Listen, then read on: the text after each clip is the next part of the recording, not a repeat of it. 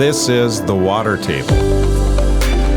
A chance to hear the agricultural side of these issues. A place for people to go find information and education. Water management is just going to become even more critical into the future. How misunderstood what we do is. I would encourage people to open their minds and listen to this dialogue.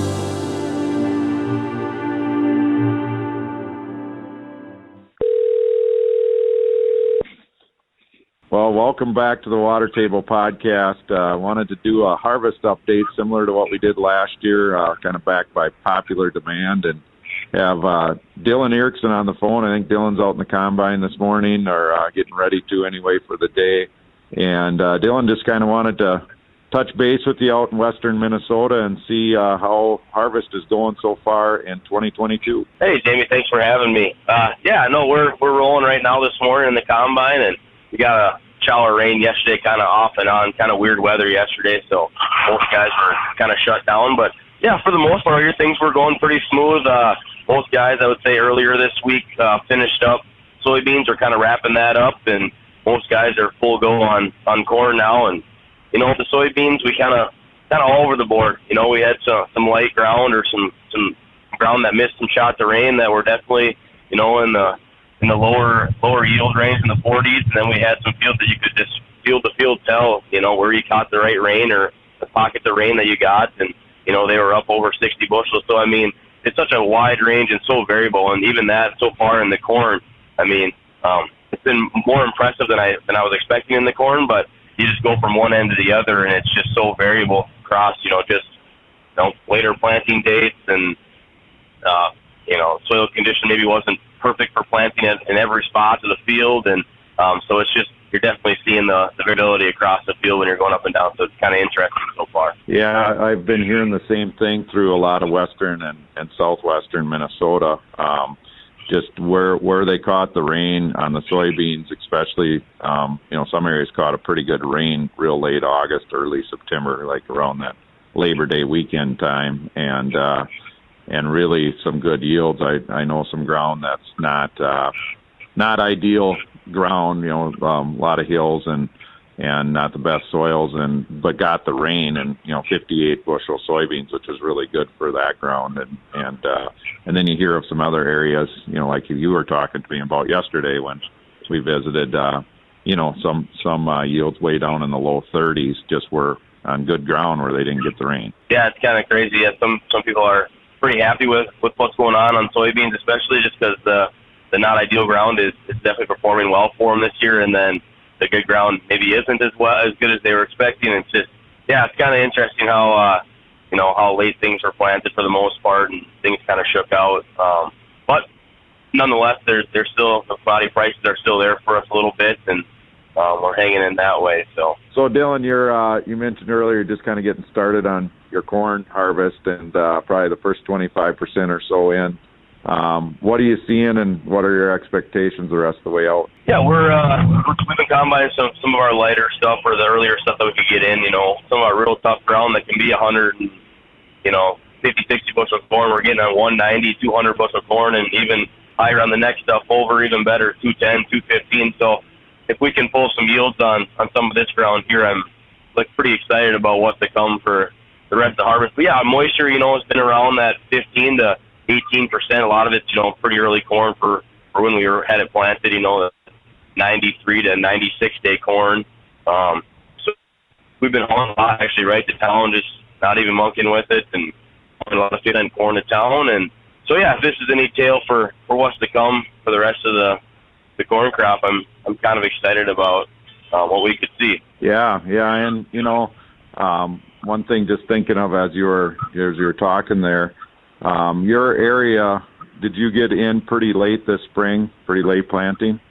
Yeah, I think we planted one quarter, like the middle of May, but everything else was planted. We got a hard rain, and we didn't start. I think we planted everything in about a week and a half, and it was all in, you know, like the 25th of May to 28th of May, kind of in that week there. We pretty much slammed all the corn in and got it all in the ground. So yeah, fairly late planted, and so soybeans were definitely get finished up. You know, first week of June, and same with the edibles, kind of in the June planting date. Yeah, so we got, we did up in western Minnesota and a lot of areas in the Midwest had just some real ideal weather once we got it done, which was a struggle getting it in the ground, but just some ideal heat units and to get going here and have your soybeans done by mid-October and things continue and no rain will be average if not early when you're done harvesting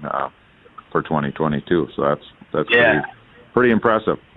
Absolutely. I know there's a lot of guys that are just really surprised at how we're getting things in the field rolling this way, but my grandpa made a point. He said it was 118 straight days of 70-degree weather or higher. Well, that's been the last 2 years. Kind of the story is how many heat days we've had, and I think that just completely caught the crop up quite a bit, and caught us up that way, and that's what's making corn. And what for us out here, the last 2 years have been some of our better consistent yields across the corn so far, and with the start this year. It's going to be pretty good. You had a good year last year.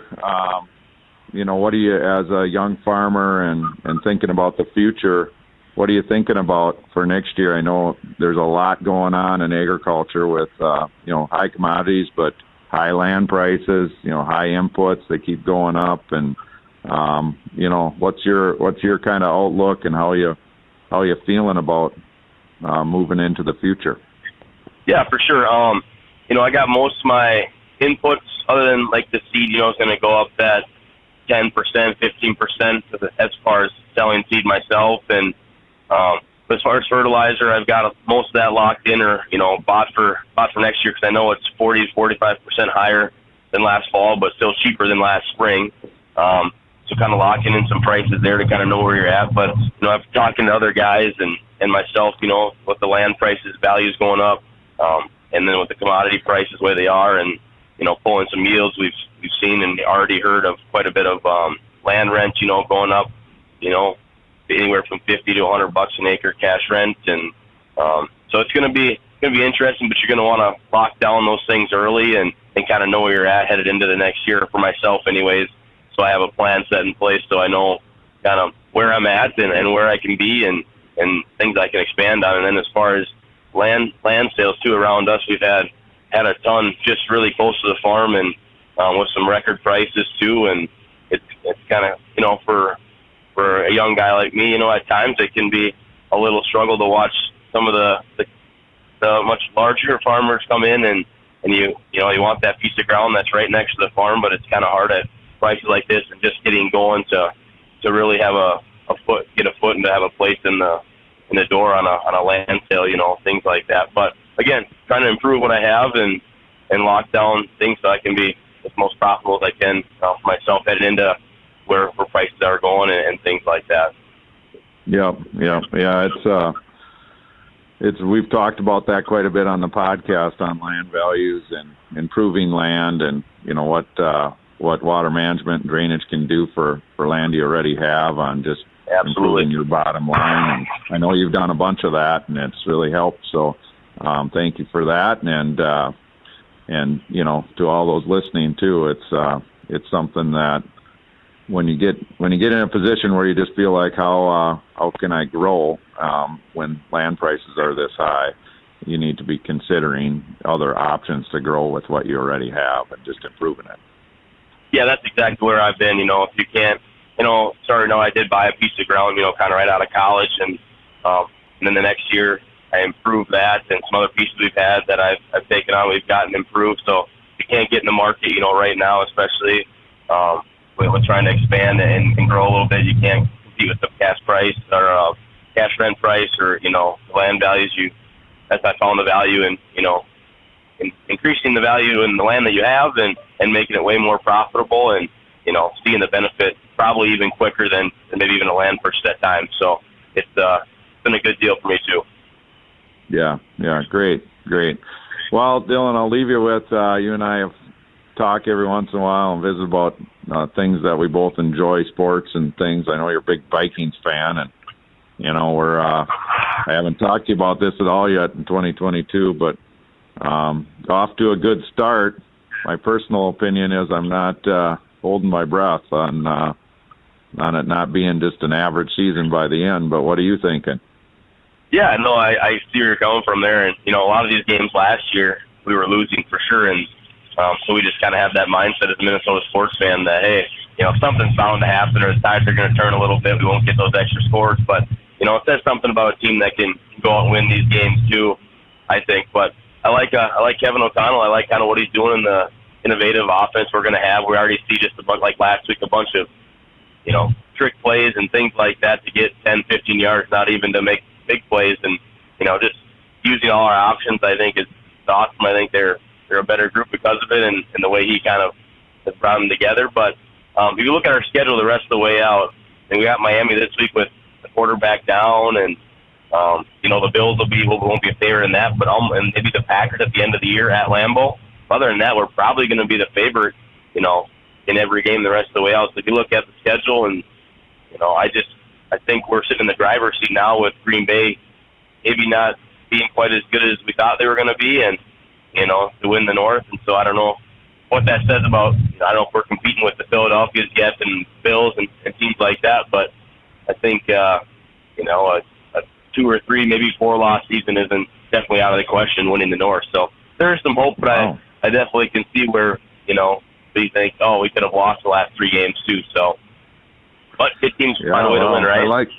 I like the optimism. I'm not convinced that our defense is good enough, but we'll see. And I do agree that our schedule is in a position where we can win a bunch of them. So never know. In the NFL, you just got to hang on and win a lot of those close games because so many of them are close for every team. So no, exactly. And if you put like the 2 new schemes together defensively and offensively, that's a lot of change again, for guys. So just looking forward, hopefully in the next few weeks we really can figure some of this stuff out. But again, who knows? Like you said, everything's close and tight in the NFL, and so a major injury can happen or anything like that, and then that totally changed the spectrum of the rest of the year too. So yeah, for sure.